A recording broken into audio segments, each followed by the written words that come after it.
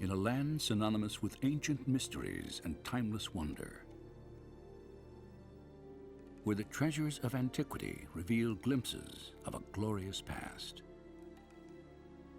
It is here, at the crossroads of biblical history and an extraordinary civilization, that one story still captivates the human imagination as perhaps no other ever told. It is the story and the mystery of the Exodus. The Exodus story is very important for a number of reasons. It's a story of liberation from bondage. It's a story of victory over oppressors. It's a story of how one individual can make a tremendous difference. I think it's right at the roots of our ethical system, if not our religious system. The Exodus in Jewish tradition, it's that which defines Israel as a people. God brought them out, made them his own, entered into a covenant relationship with them on Mount Sinai.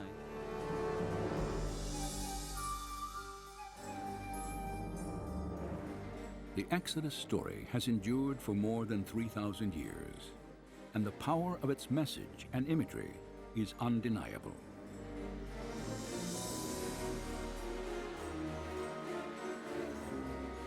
Yet, despite the religious and cultural significance of the Old Testament narrative, doubts about its authenticity have long existed.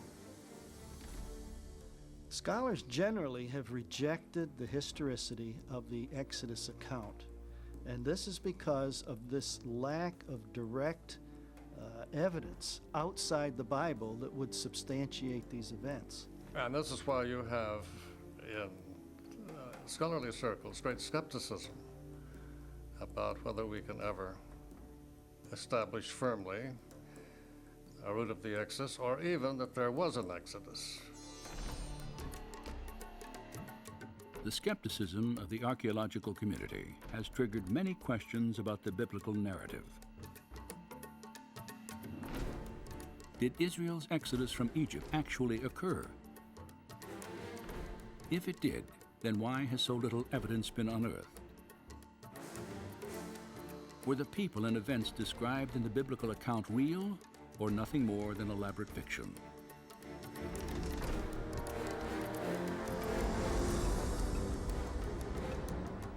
During the next hour, we will travel from the Nile Delta to the depths of the Red Sea to investigate these questions in the light of new evidence and discovery.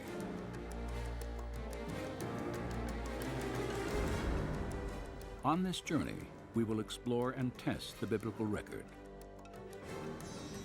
For if there's any historical truth to accounts of the Exodus, then some evidence of Moses and the children of Israel should still exist, even if it lies buried under water and sand.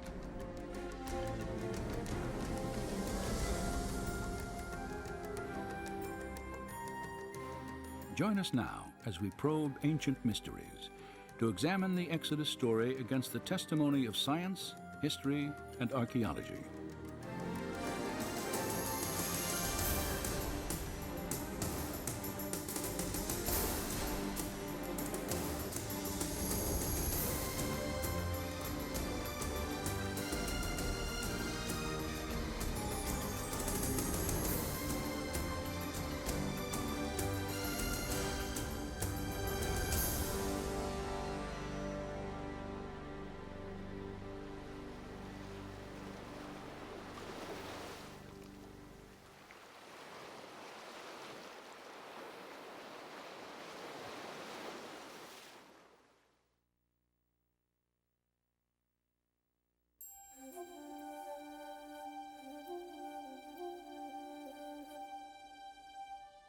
Then Pharaoh spoke to Joseph, saying, "The land of Egypt is before you.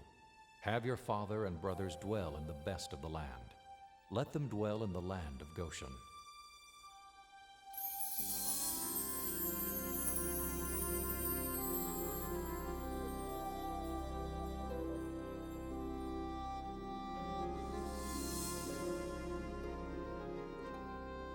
Any attempt to weigh the historical validity of the Exodus must begin here, in the Nile Delta, the biblical land of Goshen.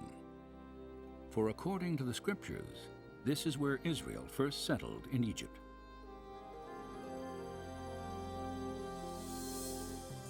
Nearly 4,000 years ago, the Hebrew patriarch Joseph, then a prisoner in Egypt, is said to have interpreted Pharaoh's dream foretelling 7 years of abundant harvest, followed by 7 years of devastating famine. After delivering this prophecy, Joseph was commissioned to oversee the harvest and storage of grain throughout the land. And when famine struck, news of Egypt's abundance spread quickly to its neighbors. There is, again, plenty of extra-biblical as well as biblical evidence of constant moving back and forth between Palestine and Egypt, particularly in times of famine. When famine ravaged Canaan, fear of starvation led Joseph's father, his 11 brothers and their wives and children, to leave their homeland and make the 200-mile journey southwest into Goshen. And as Egypt prospered under Joseph's leadership, a grateful Pharaoh offered his family permanent sanctuary in the richest area of the empire. The biblical record dates these events at early in the 19th century BC. But have archaeologists ever confirmed that a significant Canaanite population once inhabited northeastern Egypt during this time? Over the past 4 decades, extensive investigation has established the presence of ancient Israel in the Nile Delta. In 1966, just outside the small town of Cantir, an Austrian research team headed by Dr. Manfred Bietek made the first of a remarkable series of discoveries. Ruins at an excavation site called Tel El Daba are remains of what is now believed to be the earliest Israelite settlement in Egypt. Studies of pottery fragments and construction techniques have verified that primitive mud walls here were once part of an unfortified village built by Canaanite farmers in the middle of the 19th century BC.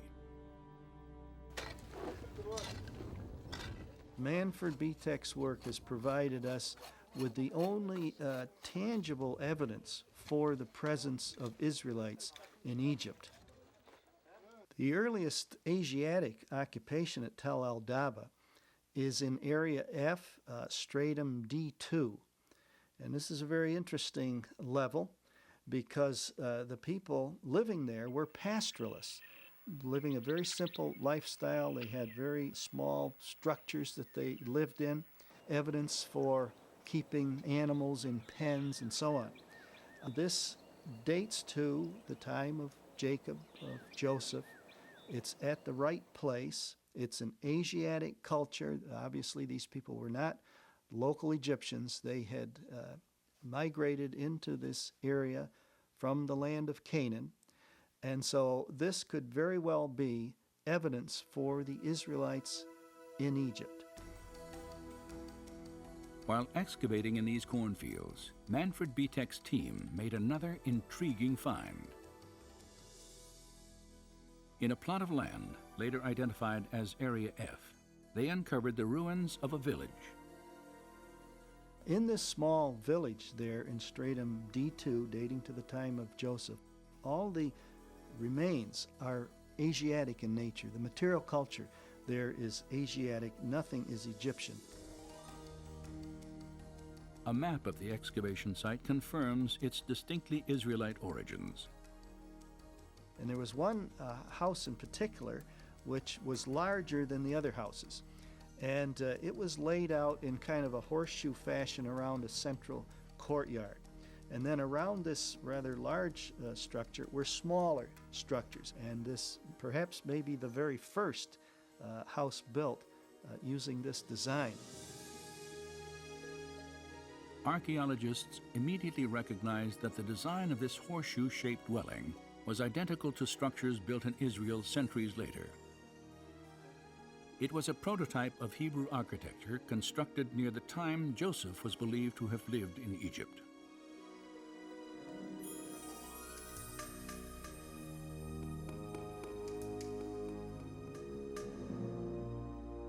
And Joseph died, But the children of Israel were fruitful and multiplied, and the land was filled with them.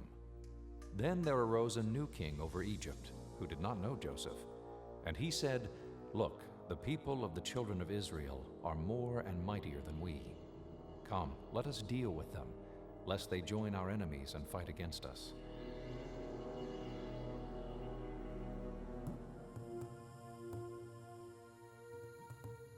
The scriptures tell us that following Joseph's death, Pharaoh drove the Israelite population into slavery. Several archaeological discoveries have also confirmed this aspect of the biblical account.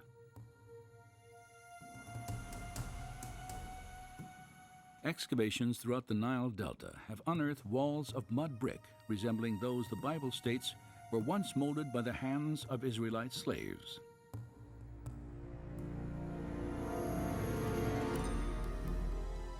This practice was vividly illustrated in an 18th dynasty tomb painting depicting foreign slaves making bricks from mud and straw.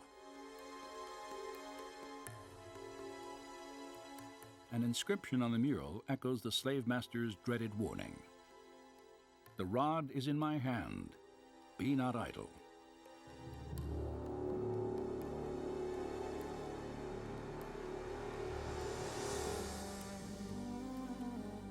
Another mural, carved in a tomb wall during the 15th century BC, shows Canaanite slaves working in the vineyards of Goshen. And fragments of the Brooklyn Papyrus, dating back more than 3,700 years, report the transfer of domestic slaves from one Egyptian owner to another. Each slave was listed by name. More than half the names noted were characteristically Hebrew.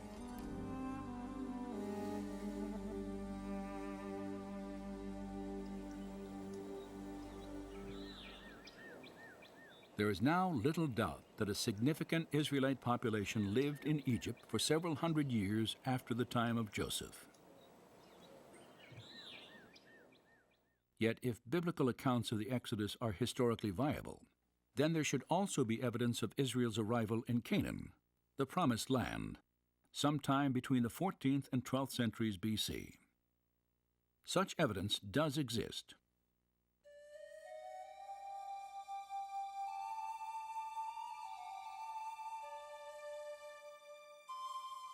More than 3,200 years ago, the pharaoh Merneptah ventured out of Egypt on a military campaign through the land of Canaan.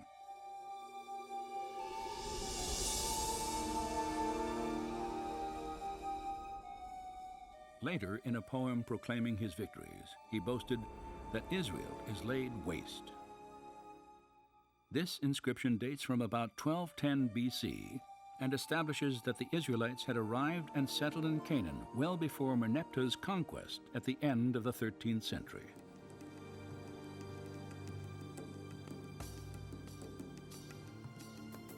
Additionally, at Tel Amarna in Egypt, archaeologists have uncovered a series of letters on cuneiform tablets. Many were authored by Canaanite rulers early in the 14th century BC. These letters contain desperate pleas to the Egyptian pharaoh Akhenaten for military assistance to defend Canaan from nomadic invaders. One of them warns that if Pharaoh does not act, all Canaan will be lost. The invaders were identified by the name Apiru.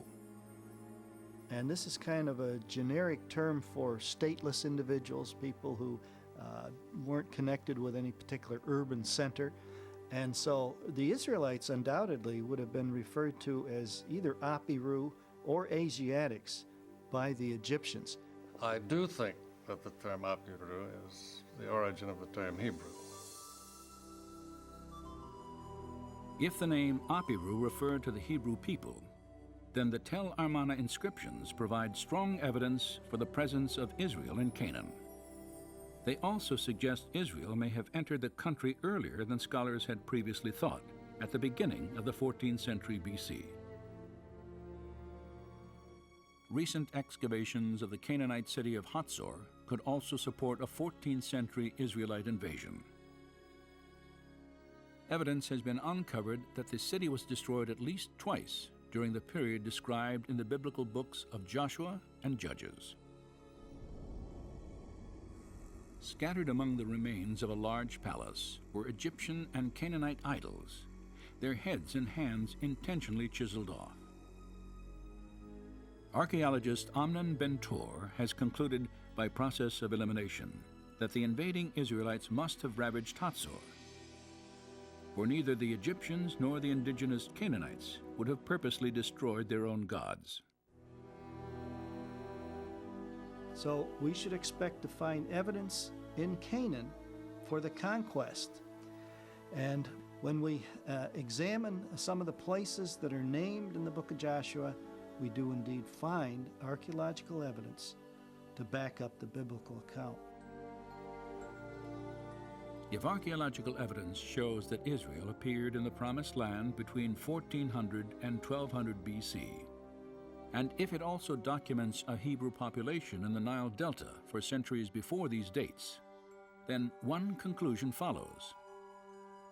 The Israelites must have migrated from Egypt into Canaan, and an exodus actually occurred.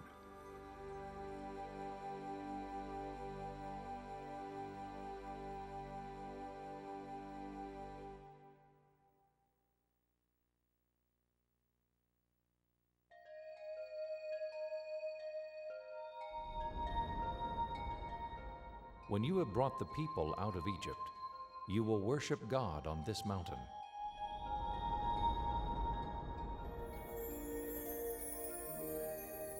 If an exodus took place, then a new question arises. What path did the children of Israel follow in their flight from Egypt? Any attempt to test the biblical record must focus along the route that the Bible itself specifies. Scholars have proposed many theories, but each must account for one fact. According to the book of Exodus, after leaving Goshen, the Israelites first set out for the holy mountain, where they were to meet and worship God. Moses and his people traveled to a mountain known in the scriptures by two names, Horeb and Mount Sinai. Controversy has long surrounded its actual location. If you read the literature on the identification of Mount Sinai, you'll probably find 15 or 20 mountains which have been named by scholars, with scholarly arguments as to why this rather than that is Mount Sinai. It's chaos of critical conflict. Of the many sites proposed for the mountain, the most well-known stands in the southern tip of the Sinai Peninsula.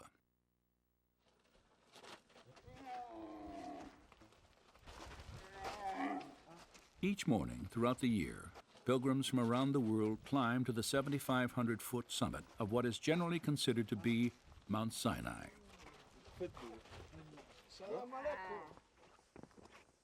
Few who walk these well-worn steps realize exactly how this mountain was first identified as the place where the Israelites encountered God. In the 3rd century CE, you have the rise of the Christian monastic movement, Christian ascetics going off in the desert to get alone with God, following very consciously the patterns of Moses and Elijah. And some of the Christian ascetics in Egypt moved into the Sinai Peninsula. That was their new area for the desert, the new area in which they would seek God, get alone with God. No civilization there, hardly any cities or villages except along the coast. And for them, they had engaged in an exodus from Egypt. They came out of Egypt, lived in the Sinai Peninsula, and this was their holy land. They read the biblical text with an allegorical approach. They see symbols and images of things everywhere. And then you looked around, the large mountains there, Jebel Musa and some other, and it looks a lot like what probably Mount Sinai might have looked like. So already, probably by 350, it seems that some of these monks developed a tradition of identifying Jebel Musa, Jebel Katrina, one of these other mountains in the Sinai Peninsula with the mountain on which Moses himself had actually ascended. By early in the 4th century AD, Christian pilgrimages to this mountain had become commonplace. And today, a chapel and a monastery stand at the base of this traditional site of Mount Sinai. Since 1956, archaeological teams have searched for evidence that Moses and the Israelites once camped here for nearly a year after their flight from Egypt. Well, the Department of Antiquities brought together bands of archaeologists, both Israeli and non-Israeli, to try to do the most comprehensive survey imaginable, because they knew that Sinai was going back to Egypt. So there was intense surface exploration, and when we go to Sinai, we can't find anything. It is tabula rasa so far as the period of Moses is concerned. It was empty. When it was under Israeli control, they found nothing really which would suggest Israelite interest in that area. Out of over 8,000 inscriptions from the southern half of the Sinai Peninsula, only a handful are Hebrew or Aramaic, hardly any. And so the tradition of identifying one of the mountains in the Sinai Peninsula with the Mountain of Moses was a Christian invention, purely a Christian invention, without any Jewish precedence whatsoever. No Jews were ever interested in the Sinai Peninsula with any respect, anyway, to Moses. Does the lack of Hebrew tradition and archaeological evidence discredit the biblical record, as many skeptics have argued? Or does it indicate that Mount Sinai stands somewhere other than the Sinai Peninsula? On this second question, the Bible appears to speak quite clearly.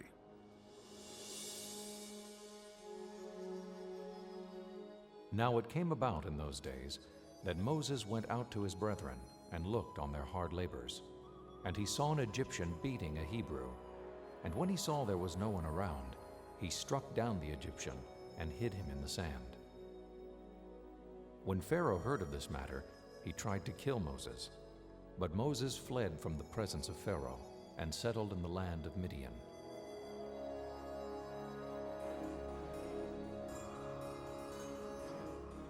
The scriptures indicate that 40 years before the Exodus, Moses fled from Pharaoh by traveling east to Midian, an ancient territory located entirely in what is now Saudi Arabia.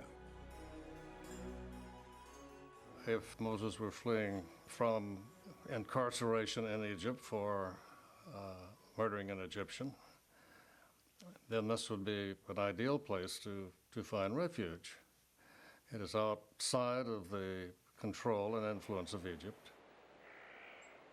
Moses' decision to hide in Midian may have been influenced by the presence of the Egyptian military in the Sinai Peninsula.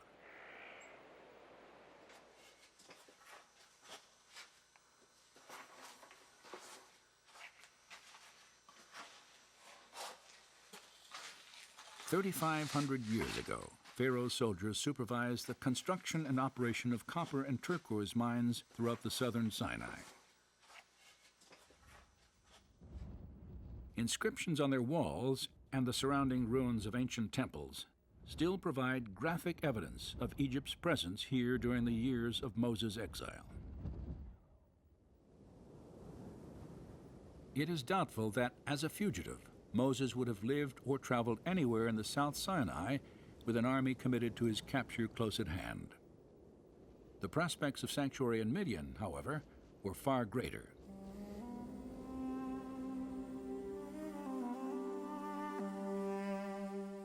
Separated by the Red Sea from the Egyptian army in the Sinai Peninsula, Moses married a Midianite woman, tended the flocks of his father-in-law Jethro, and lived in obscurity for 40 years, until the day he wandered to the base of Mount Sinai.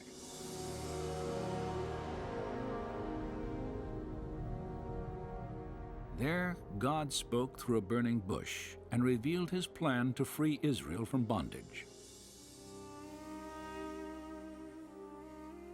Given the biblical record, some believe that Mount Sinai must be in Midian. But is there any other evidence to support this theory? Several Jewish documents, some written 600 years before Christian traditions, locate the Mountain of God in Midianite territory.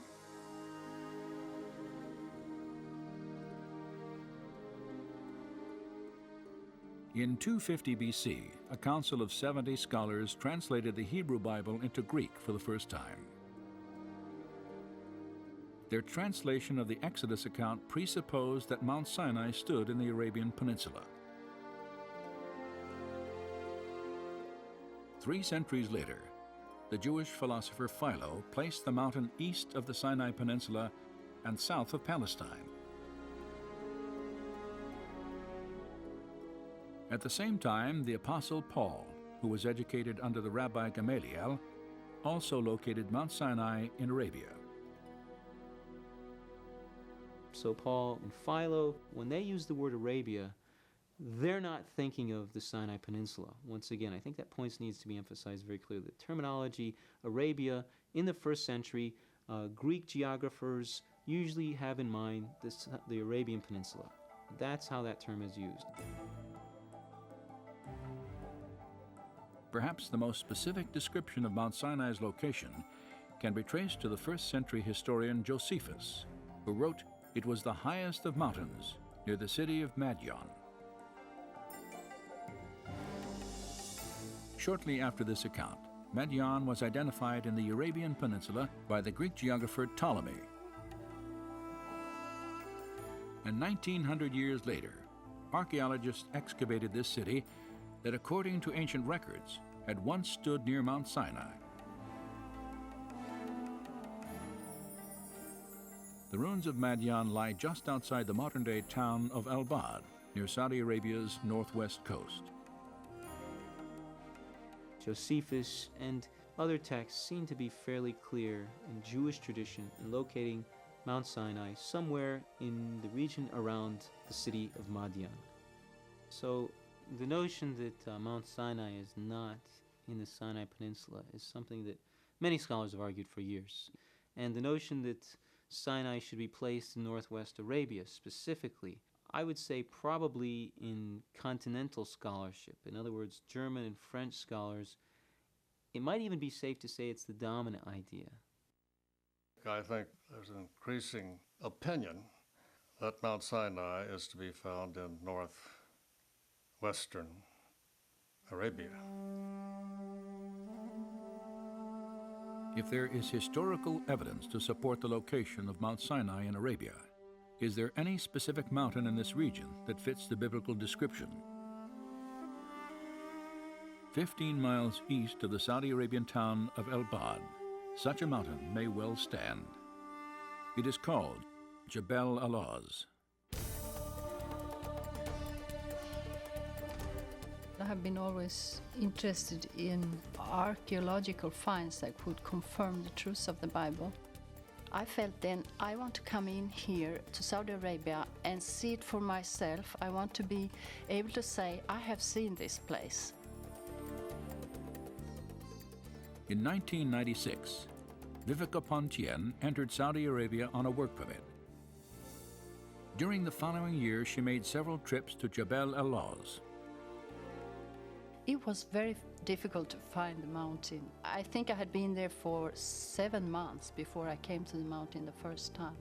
We went around looking for it in the desert. I did 5 long day trips at 5 different occasions, just looking and looking for this place. Throughout her search, Pontien encountered a strong local tradition that Moses had once lived in Arabia.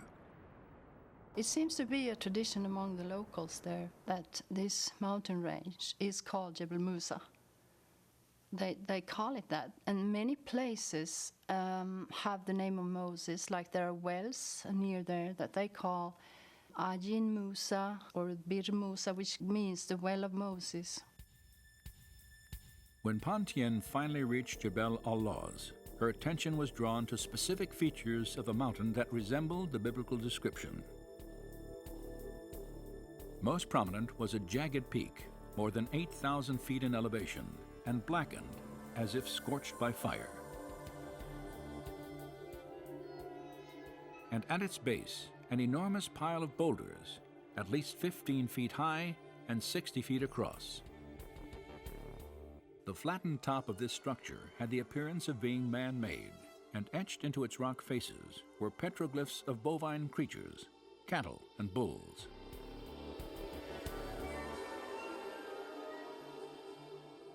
The distinctive horns in some of the inscriptions resemble those found on pictures of sacred Egyptian Apis bulls.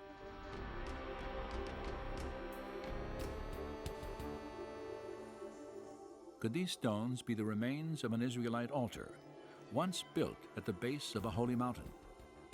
Conclusive investigation is not possible at this time, for Saudi law severely limits all foreign research. And they have put up archaeological signs that tells this is an archaeological area and you're not supposed to trespass here. So it's evident that the Arabs themselves consider this to be some old sites of archaeological interest. Satellite photos of the area have revealed another geographical feature that parallels the biblical account: a sprawling plain of more than 10,000 acres.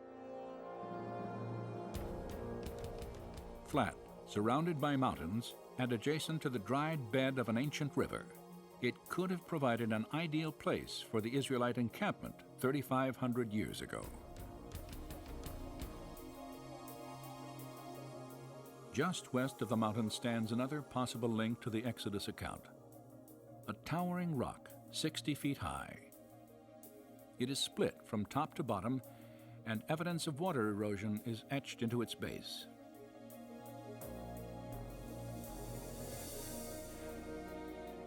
Many features of Jebel al-Lawz reflect the biblical account of Mount Sinai, and as the highest mountain in northwest Arabia, it matches ancient Jewish historical records. Based on the textual evidence, Jebel al-Lawz is as good a guess as any. It might even be the best guess. It's definitely better than anything in the Sinai Peninsula, and probably better than any other guess we have. It'd be nice to have some excavation, and that's really a desideratum. We need excavation. We need somebody who's a competent, trained archaeologist to go in, record the material carefully, submit it for dispute and debate among other scholars, because there's too many gaps in our knowledge. The intriguing similarities between Jebel al-Lawz and the biblical record may indeed stimulate new investigation here. Yet whether or not future excavations confirm this site as the actual Mountain of God, a considerable body of documentary evidence indicates that Mount Sinai is located somewhere in northwestern Arabia.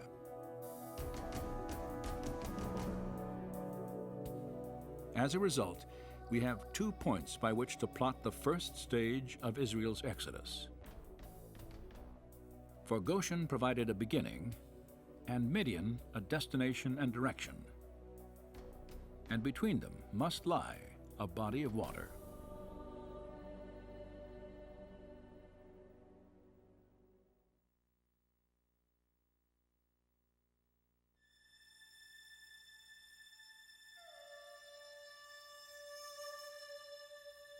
As for you, lift up your staff and stretch out your hand over the sea and divide it, and go through the midst of the sea on dry land.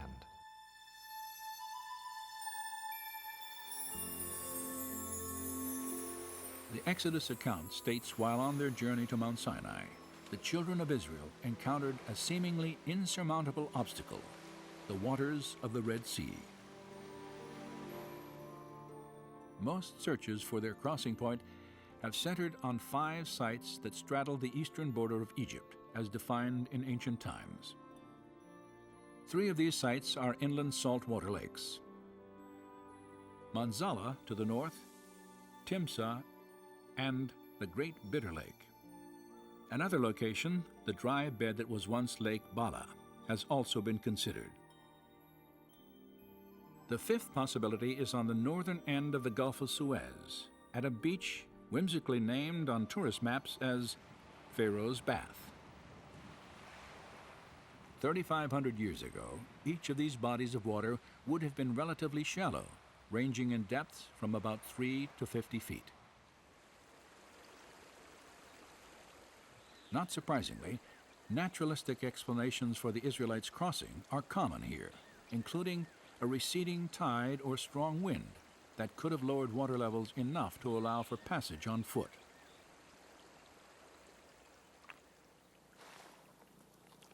However, no direct evidence has ever emerged at any of these traditional sites to confirm the Exodus narrative. Nor does their geography resemble biblical descriptions of the beach where Pharaoh's army confronted Moses and his people.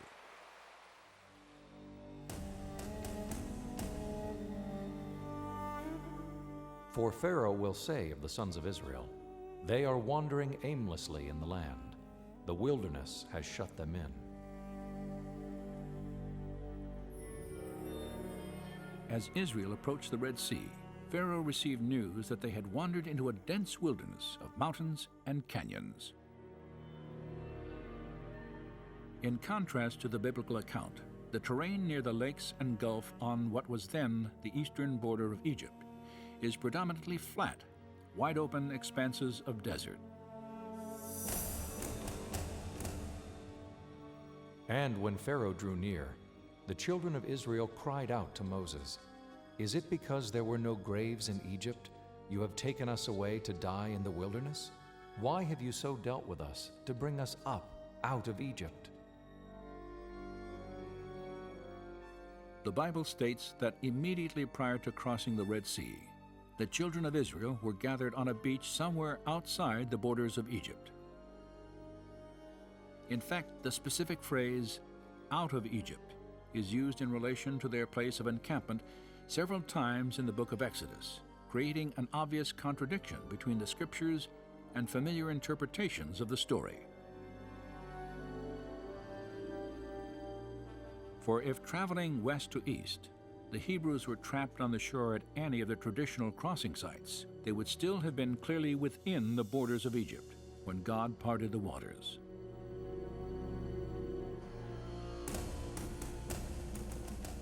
Was it not you who dried up the sea, the waters of the great deep, who made a road in the depths of the sea?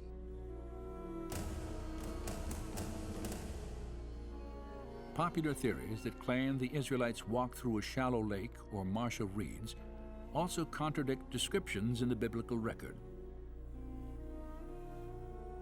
The Hebrew writers refer to the Exodus crossing point as a great deep, the mighty waters, and the depths of the sea.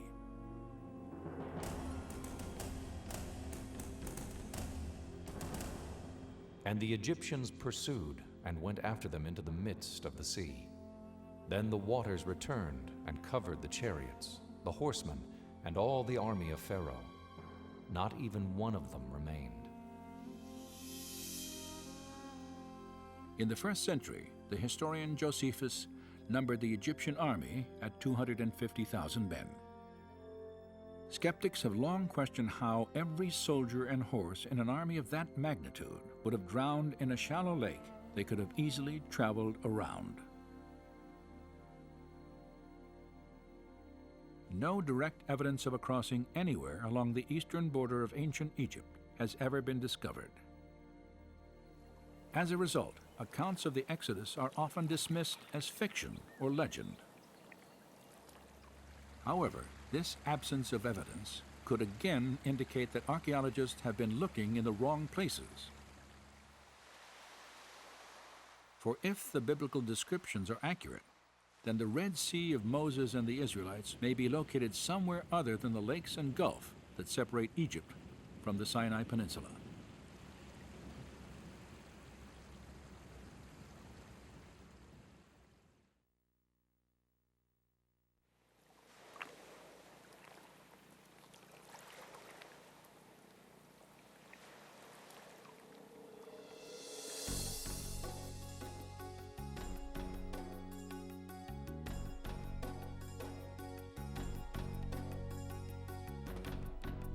Well, I'm a scientist, so I try to analyze things and I try to go to the bottom with different issues, and the goal for this trip is to look at the Bible text as a book of history, a book of historical events, and that they describe something that really has happened, and then from the text try to understand what really could have happened.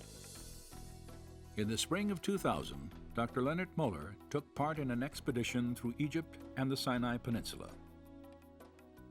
Moller is a medical research scientist at the Karolinska Institute in Stockholm, Sweden. He is also trained in the field of marine biology. His skills in analytical research, coupled with a deep interest in biblical archaeology, had drawn him to the Middle East on many occasions. Now, as a member of an international team organized by Discovery Media Productions, he had come to the Gulf of Aqaba to renew his search for evidence of the Israelites' Exodus journey. For several years, Moller studied historical and documentary evidence suggesting Midian as the probable location of Mount Sinai. He realized that to reach the mountain of God, the Israelites would have first crossed a body of water located east of Egypt's ancient borders. The land of Midian is always on the east coast of the Gulf of Aqaba. And the mountain was in the land of Midian. There Moses saw the burning bush, etc. So if the mountain is on the east coast of the Gulf of Aqaba, and if the land of Midian is there, and if all these events took place there, they have to cross some water to get there. And therefore, the Gulf of Aqaba is of great interest. As the right arm of the Red Sea, the Gulf of Aqaba separates the Sinai and Arabian peninsulas. Moller recognized several specific connections between the Gulf and biblical accounts of the Exodus. A prime example is found in the book of 1 Kings.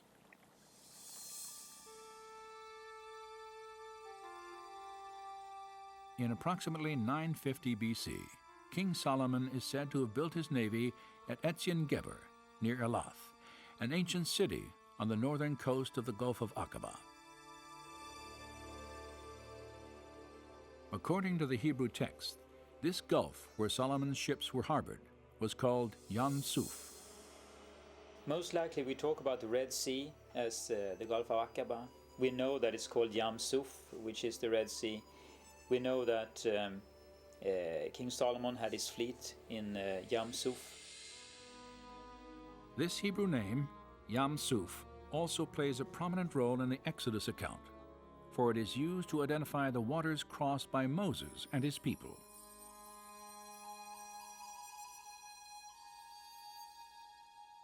The geography of the Gulf of Aqaba also resembles biblical descriptions of the Yam Suf God once parted for Israel.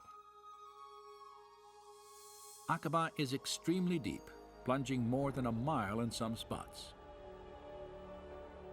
It is adjacent to a dense wilderness of rugged mountains. And it is located clearly outside the borders of Egypt, as recognized during the time of Moses.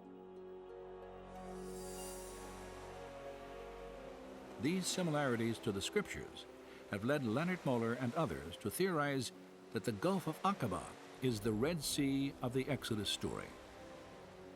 And if they are correct, then two distinct possibilities for a crossing point exist. The first is located on the bottom of the Sinai Peninsula, at the Straits of Tiran. This channel, 5 miles across, is one of the most popular recreation areas on Earth, as spectacular reefs and marine life attract divers from throughout the world. But the topography of the seafloor here would have made an Israelite crossing highly unlikely.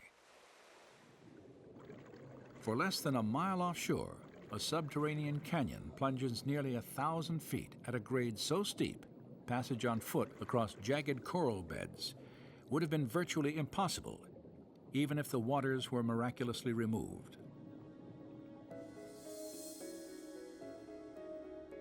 70 miles north of the Straits, near the center of the Aqaba coast, another potential crossing site extends into the sea. It is called the Nuweiba Peninsula. It sort of breaks out from the mountain ranges. I mean, there's nothing south of it and nothing north of it, if you follow the shores. Suddenly this peninsula just breaks out from the mountain range into a large plains. This is probably the only place at the Gulf of Aqaba, the western shore, where he could gather as many people as the Bible states that they were. Satellite photographs of the Nueva Peninsula clearly reveal its distinctive geography. This triangular-shaped beach would be the focus of a remarkable search for evidence of the Israelites' journey.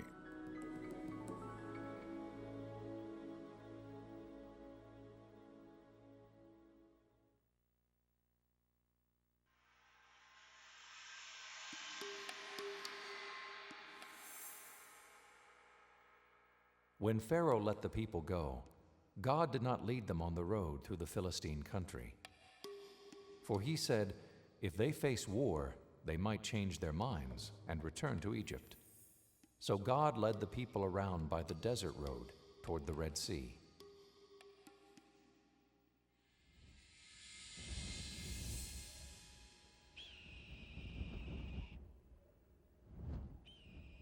If the Israelites traveled from Goshen to the Aqaba coast, then the biblical description of their route to freedom is very specific. They walked a road through the Sinai Desert in the direction of the Red Sea. During the time of the Exodus, 3 main roads existed in the Sinai. The way of the Philistines traced the Mediterranean coast past a series of Egyptian military outposts. Understandably, the Israelites did not follow this path. The way of Shur, an inland trail, terminated not on the shores of Yam Suf, but in the vast desert of southern Canaan. Only the southernmost road, a trade route that stretched from Egypt to the top of the Red Sea and then on to Midian, matched the biblical description. It's a route that runs through more or less central Sinai from the Egyptian cities which are in the Nile Delta, and then on down to northwestern Arabia. This is a period when the incense route was beginning to develop. So we do have evidence of travel back and forth between Egypt and what we would call Midian. Located above the peninsula's rugged mountain ranges, this trade route was well suited for travel, as its flat, hard-packed terrain made long journeys on foot manageable and commonplace. When Moses fled from Pharaoh after killing an Egyptian slave master, he would have followed this route to sanctuary in ancient Midian. Then, 40 years later, he led his people out of Egypt over this same desert road again.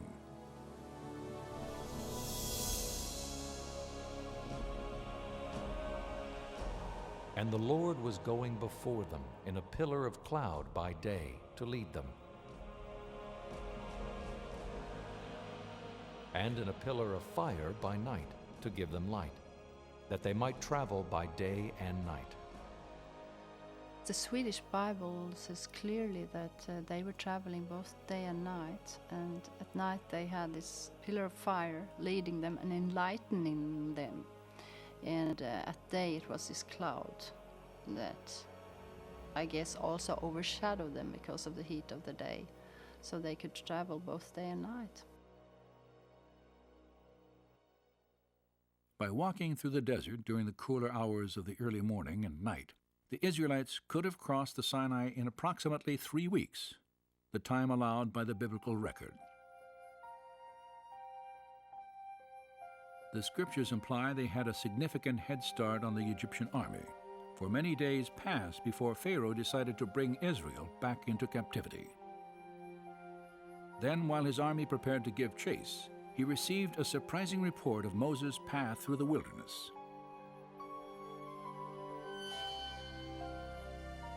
Now the Lord spoke to Moses, saying, "Tell the sons of Israel to turn back and camp before Pi-hahiroth, between Migdol and the sea.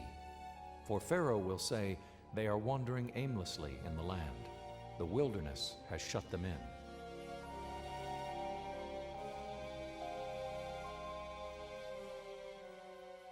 And it says in the scripture that they turned.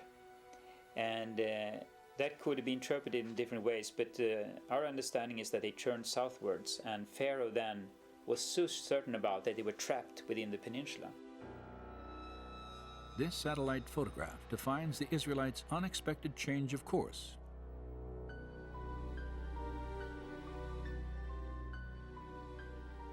They had entered a winding maze of dry riverbeds that branched off the southern trade road in a twisting path to the coast. And within this canyon, called Wadi Watir, Moses and his people were hemmed in between walls of rock 2,000 feet high.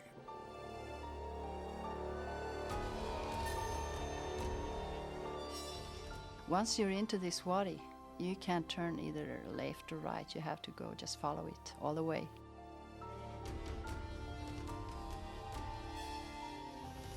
You have huge mountains on each side, so you can't get anywhere else except follow this valley.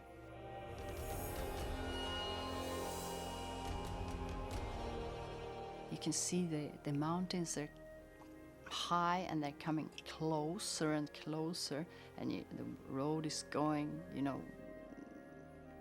how do you say, back and forth between those mountains.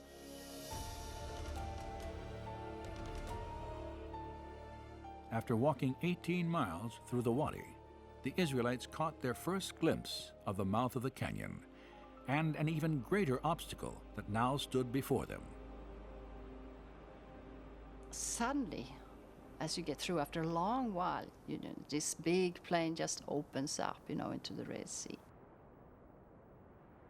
Upon exiting the Wadi Watir, Moses would have assembled his people at a place called Pi-hahiroth. Though its location remains controversial, the meaning of this Hebrew name may point to the site of the Israelites' encampment. For the word Pi-hahiroth translates mouth of the gorges, a perfect description of this beach formed by sand and rock washed through the canyon by seasonal rainfall. From here, according to the scriptures, Moses and his people could travel no farther.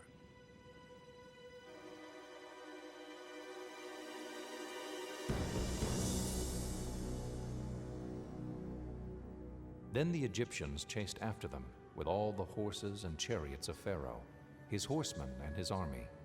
And they overtook them camping by the sea, beside Pi-hahiroth.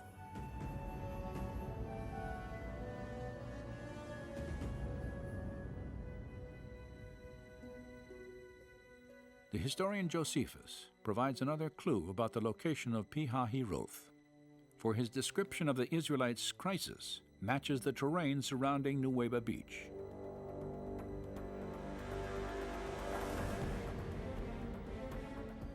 Now, when the Egyptians had overtaken the Hebrews, they also seized on the passages by which they imagined the Hebrews might fly, shutting them up between inaccessible precipices and the sea.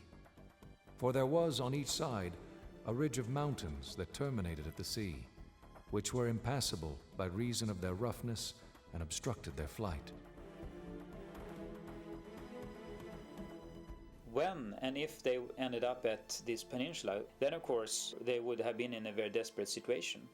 And according to the Bible, Moses didn't know anything what to do. He was completely trapped. The people wanted to kill him, surrounded by mountains, the sea, and they couldn't go anywhere.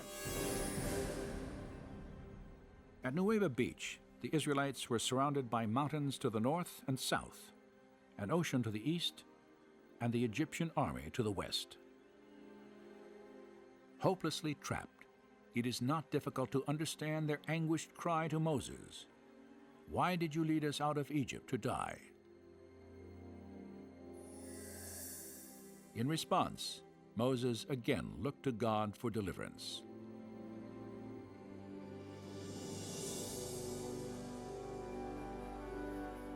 Then Moses stretched out his hand over the sea, and the Lord swept back the sea, and turned the sea into dry land, so the waters were divided. In all of Scripture, there may be no more dramatic image.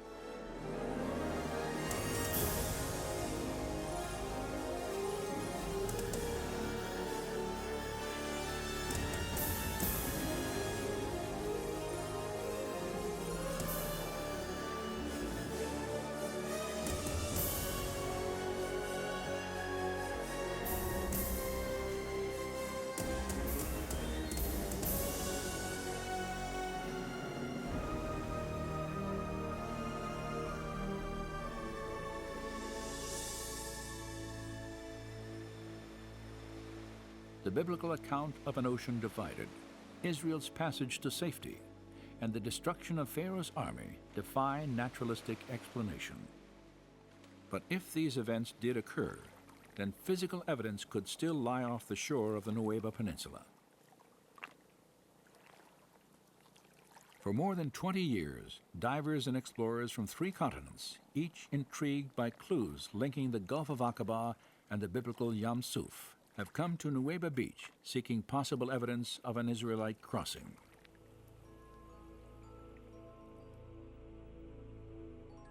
Their search focused on the 600 chariots the Bible says were destroyed in the Red Sea.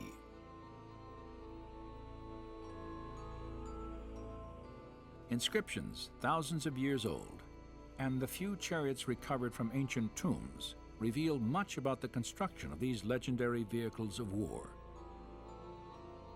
Could any of them actually be found on the seafloor off the Nueva Peninsula? The first time I came to Nueva, the purpose was to verify, to document, and to establish hypotheses that this could be a link in the Exodus pathway. Based on his analysis of documentary evidence, Leonard Muller had long suspected the Aqaba coast as the probable location of the Red Sea crossing.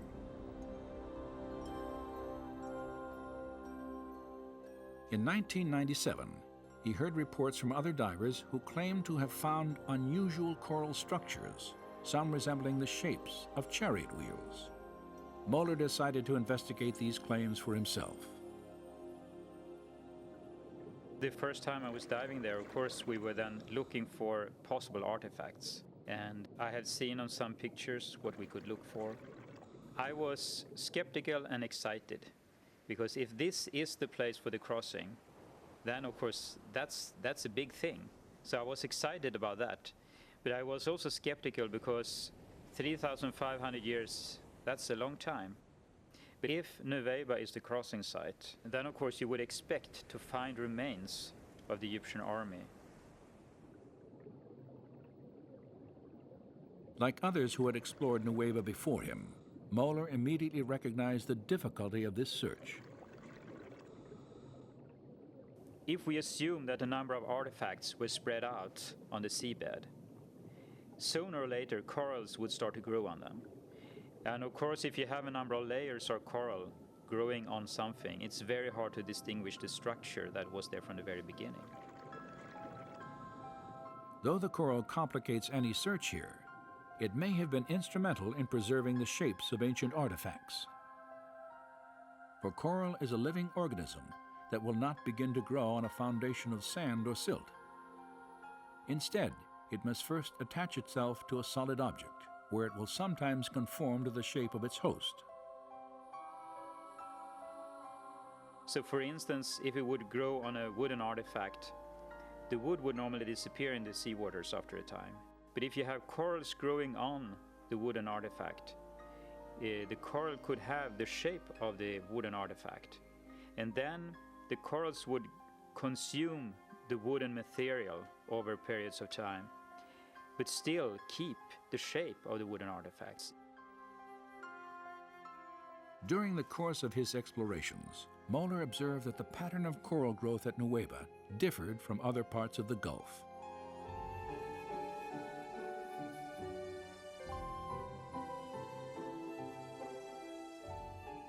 Unlike the coral at the northern and southern ends of Aqaba, which often forms large, dense reefs, some covering many acres, the formations at Nueva Beach are generally smaller and scattered randomly across the seafloor.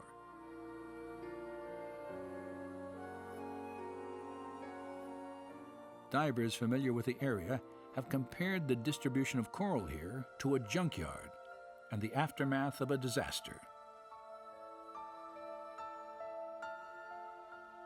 This description is fitting, and among the strange formations in these waters, many display features indicative of human engineering.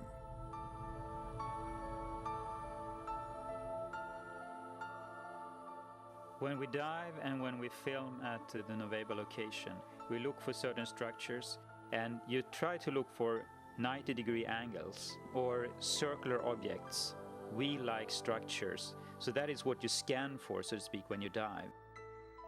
There are situations where you see something that looks like an axle, a hub, something that looks like a wheel, and you say to yourself, this is not a coral reef, this is a coral growth on an artifact. And that is what's different to me when I compare corals at other locations around the world. Since the earliest explorations at Nueva, one distinctive type of formation has often been identified on the sea floor. A slender, table-like structure, sometimes standing on end, with a coral-encrusted base, a straight shaft, and a circular top. It's a 90-degree angle, a right angle, between something that looks like an axle and the wheel. And you can see this in different varieties, and it looks very different from normal coral growth. And it is like a man-made structure with a coral growth on it.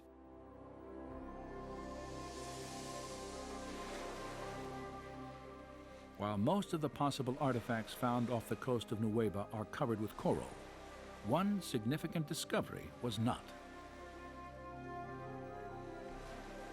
There is one find at the Nueva location that is of great interest, and that is the gilded wheel.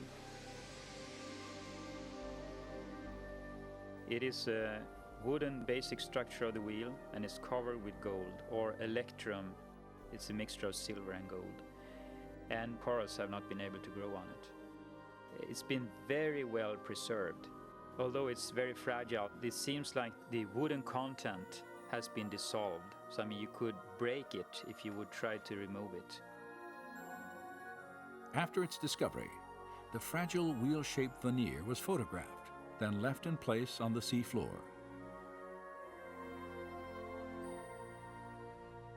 Later analysis revealed that its dimensions and design resembled four-spoke chariot wheels painted on an 18th dynasty tomb wall near the biblical date of the Exodus.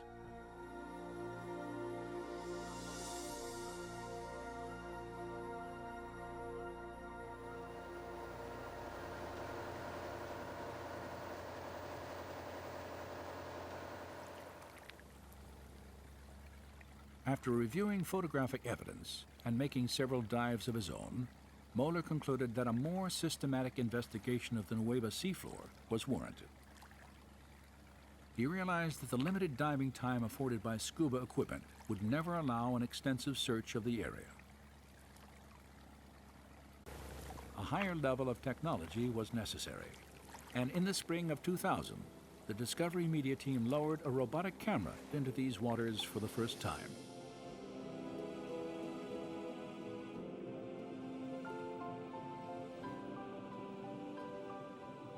This has never been done. No one have been in the area at all with a remote control camera.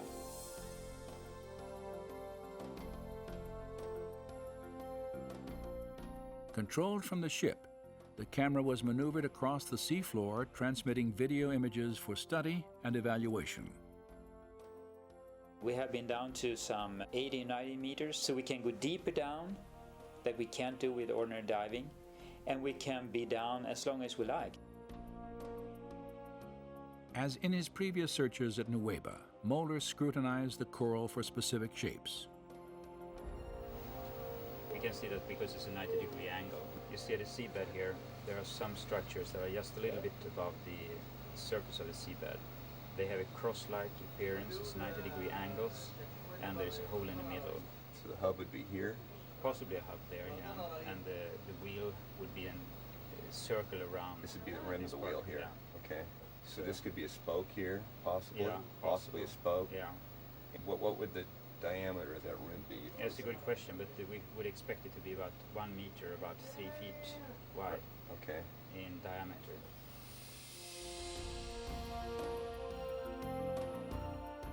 The robotic camera's survey revealed many shapes and objects familiar to Moeller, including coral formations with right angles, arches, discs, and straight shafts, fused into larger masses that had the appearance of twisted wreckage. Now, when we have been able to go back and forth with the remote control camera, we can repeatedly see that these strange structures we are looking for are there. Not at one place, but you see them again and again and again. And this could be the outer rim of a wheel going around like The that. abundance of these unusual coral structures was even more apparent when tapes of the expedition were carefully scrutinized during the months following the search at Nueva. Perhaps have a wheel here, standing on the seabed. When you sit and look at these films that has been taken by the remote camera, you see all these strange artifacts or coral growth on some artifacts or structures that appear repeatedly, time after time, at different locations at this spot. And you can sit there and think, well, what is this? This doesn't look like normal coral growth. And it is amazing to see that so many things and such large areas down there that are like a man-made structure.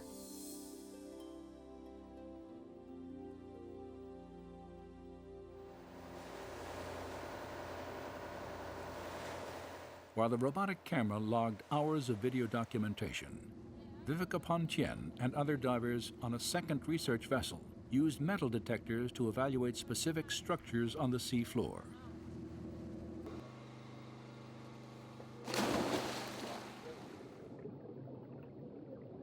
Pontien and her colleagues realized that the wheels of many Egyptian chariots were often reinforced with bronze. They hoped to find evidence of the metal encrusted in coral. A scan of this formation indicated a circular metallic pattern around its edge, perhaps evidence of the broken rim of a chariot wheel. Other coral formations examined also contained fragments of metal.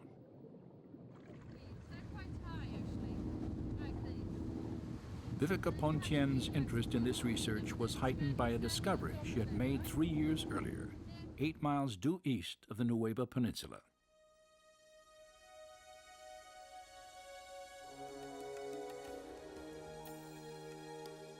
During her stay in Saudi Arabia, Pontien not only searched for Mount Sinai, she also made several dives in an attempt to document evidence of the Egyptian army on the Saudi side of the Gulf. And the Bible tells that Israel saw the Egyptians lying dead on the shore after they came across.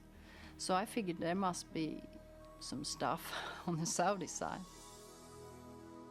At one spot there is like a very shallow sort of land tongue going out in a straight angle towards Nueva. You could tell it by the shift of the color of the water. You could see how it was turquoise far out, you know. So I thought this would be interesting for exploration, so we did some dives near to that.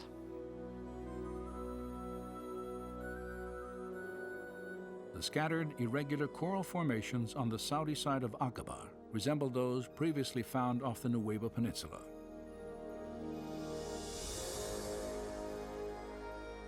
In the midst of them, Pontien photographed this circular object attached to what appears to have been a broken axle or hub. This discovery was significant for 2 reasons. Pontien had documented the coral-encrusted form of a wheel with dimensions similar to ancient Egyptian artifacts, directly across from the proposed Nueva crossing site. Her find also provided independent confirmation of earlier evidence establishing wheel-like formations on both coasts of the Red Sea, in accordance with descriptions in the biblical record. And the Lord looked down on the Egyptian army, and he made the wheels of their chariots come off.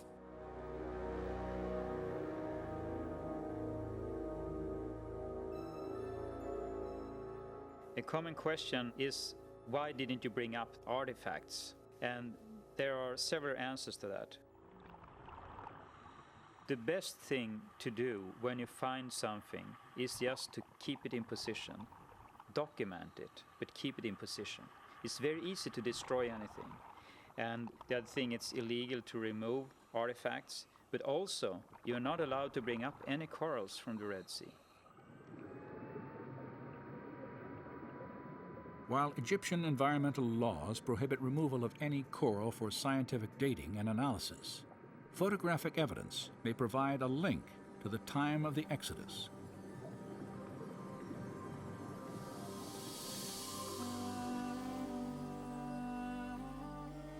Scholars have recognized that the design of the chariot wheel can be used to identify specific periods in Egyptian history. In the waters of Aqaba, it appears that remnants of 4- and 6-spoke wheels have been discovered. These designs were used simultaneously only during Egypt's 18th dynasty and no later than about 1400 BC, a time frame that coincides closely to the biblical date of the Exodus.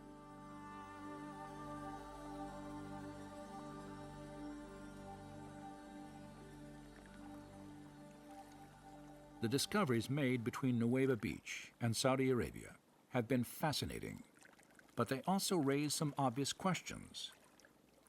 If God parted these waters, how could a large group of people, including the elderly and the very young, have walked across the Gulf of Aqaba? And since we know that the Gulf of Aqaba is terribly deep, because there is a very deep section in the crust of the earth that goes from the Dead Sea through Gulf of Aqaba, down through the main part of the Red Sea and down into Ethiopia, and it's called the Rift Valley there. The imposing terrain of the Great Rift Valley is evident in the towering mountains that line the Aqaba coast. They drop straight down into the sea, creating an underwater canyon more than a mile deep, a seemingly impassable divide, even if devoid of water.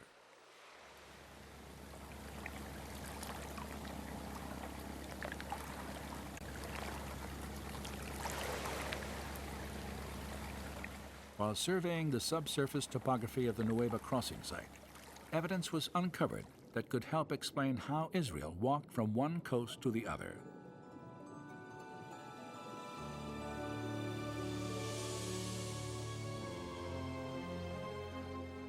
At its deepest points, the Gulf of Aqaba plunges more than 5,500 feet. Yet the ocean floor off the coast of Nueva Beach rises up several thousand feet from this trench, creating a wide, flattened ridge that the Israelites could have crossed once the Red Sea was divided.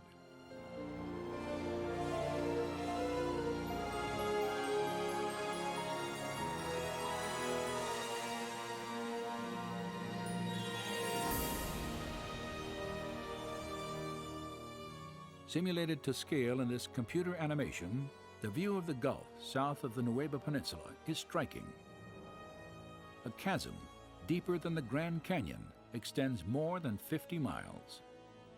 Its steep shorelines stand in sharp contrast to the shallow grade of the gently sloping ridge that extends from Nueva Beach to Saudi Arabia. It is a ridge that resembles what the Old Testament prophet Isaiah once called a pathway through the mighty waters. The robotic camera was used to evaluate the physical characteristics of this undersea ridge for the first time. It's just flat, extremely flat, and very wide. There are no corals, there are no pieces of rock, and we followed that far out in the Gulf of Aqaba. It got deeper and deeper, but it was very flat all the time. And the interesting thing is also that the material on the seabed is not mud, as it is in the Gulf of Suez or at other places. It's a thin layer of sand or silt. It is easy to walk on it if you take away the water, and there would be no limit to have an enormous amount of people there, except the water, of course, but that's not our problem. God took care of that.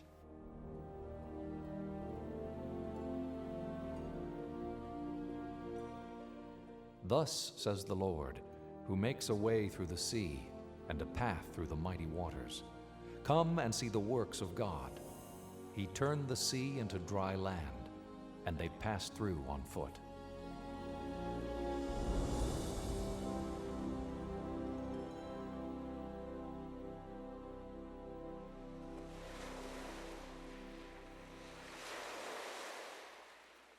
While the existence of an underwater ridge stretching from Nueva Beach to Saudi Arabia may make it easier to understand how the Israelites could have crossed the Aqaba Gulf, it does not explain the actual parting of these waters in the manner described by the writers of the Exodus account. My understanding at Nueva is that if the water was removed so they could cross there, it is nothing that we could explain from a scientific point of view, period. Well, if you look at the Red Sea crossing as it's described in the Bible, what you clearly see there is this situation where a wind has come up and has dried out the land for them to cross.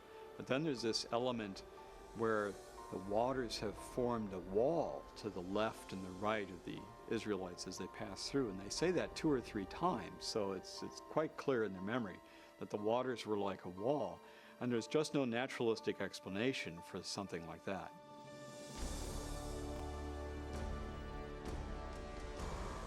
For those who accept the idea that God could have divided the Red Sea by performing a miracle, the lack of naturalistic explanation poses no difficulty. Scholars, however, have generally assumed that miracles are impossible because they violate the laws of nature. As a result, any document based on a miraculous event must be historically unreliable. This reasoning, though widespread, is not without opposition. Some scholars, including the late Oxford philosopher and writer C.S. Lewis, have noted that accounts of biblical miracles display features of genuine historical literature. Lewis, in particular, argued that miracles, properly understood, never violate natural law. It is inaccurate to define a miracle as something that breaks the laws of nature. It doesn't. Laws of nature tell what will happen, provided there's no interference. A miracle is an interference with nature by a supernatural power. Miraculous elements in a biblical narrative do not, therefore, preclude its historicity. C.S. Lewis believed that miracles are acts of God, and therefore entirely possible if there is a God to take action. If you assume that God doesn't exist, then miracles are impossible, of course. But if God does exist, then there's the possibility that miracles could have occurred. So when we're looking at events in the Bible like this, we have to be objective when we come to the evidence. We have to look at the data and say, is it really clear enough that a miracle might have really occurred here? If we objectively look at the evidence then, and it really seems to lead in the direction of something miraculous, then we need to be open to that. After more than a century of research, where does the body of available evidence for the Exodus now lead?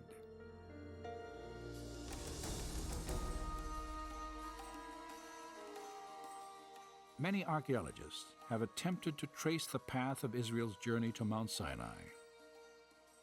The routes they have most frequently proposed have yielded little or nothing in the way of actual confirmation.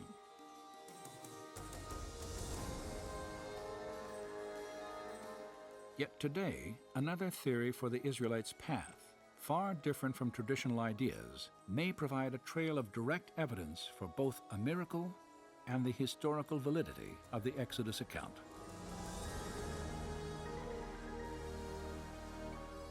Beginning in northeastern Egypt, Egyptian records and archaeological excavations document the presence of a Hebrew slave population several centuries prior to the probable time of the Exodus. Evidence also shows that the Hebrews later appeared in Canaan, the Promised Land, after centuries of bondage. Historical documents and possibly archaeological evidence locate the Mountain of God in northwest Arabia, the site of biblical Midian.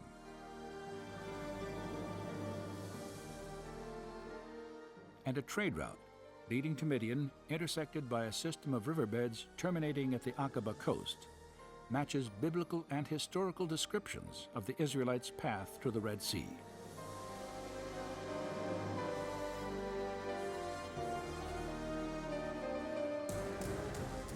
There, in the waters off Nueva Beach, structures resembling 18th dynasty chariot wheels lie embedded in coral on an elevated ridge that connects the Sinai and Arabian peninsulas. So then you have a lot of things that you can put together to build a picture, like a puzzle. And we find artifacts, and we find geography, locations and surroundings, so to speak, around this that fits the text very well. Well, a good scientific theory explains a lot of evidence very simply and coherently. And there's a pattern that's coming out of this evidence that really suggests that the biblical record has a lot more historical content to it than what scholars have been willing to grant in the past. So the question no longer is, why don't we find any evidence for the Exodus? But instead, what do we do with this evidence that we now have that clearly seems to support the biblical record? The scriptures tell us that nearly 3,500 years ago, God parted the waters of the Red Sea and led the Israelites to freedom. Did it happen here? Did it happen at all? Is the biblical description factually accurate? As with any historical investigation, we may never know with absolute certainty. And so, perhaps belief in the Exodus will always require a measure of faith.